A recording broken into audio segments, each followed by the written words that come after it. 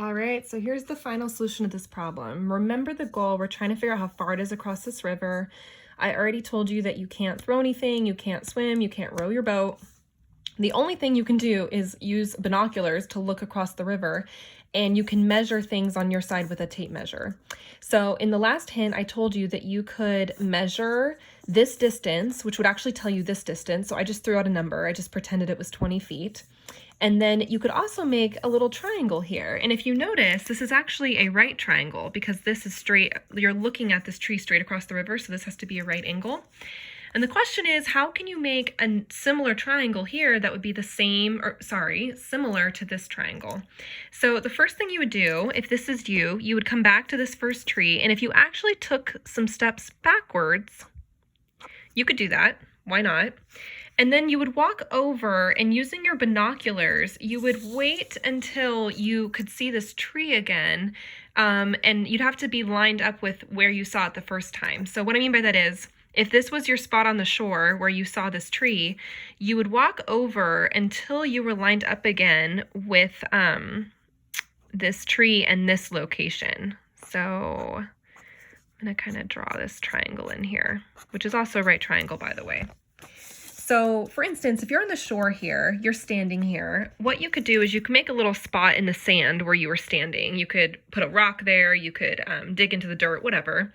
And so you'd walk straight backwards. You'd make sure with your binoculars that you still see this tree.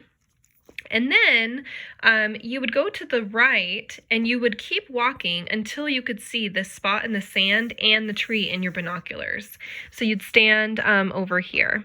And the cool thing is that this triangle is actually similar to this one because these two are vertical angles and these both share a right angle. So we're using the angle-angle similarity theorem. These two have to be similar. Here's the other cool thing. You can measure this triangle. You could measure all of these lengths. The two that you need are actually just this one and this one. So I'm throwing out some random numbers. Let's say that you walk backwards 10 feet, and let's say that you walk over 2 feet. That's not really probably what's happening, but I'm just throwing out some numbers.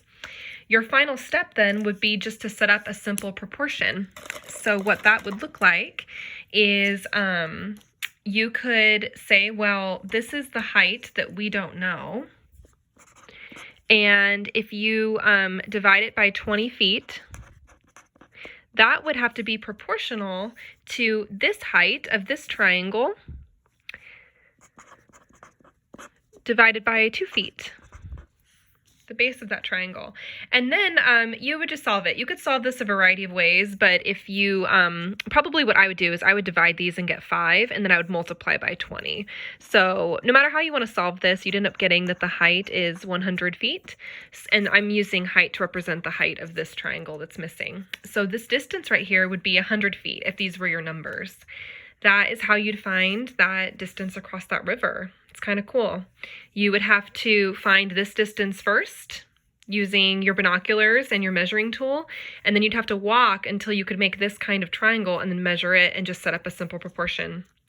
It's a little tricky, but it's very neat. Hope you enjoyed.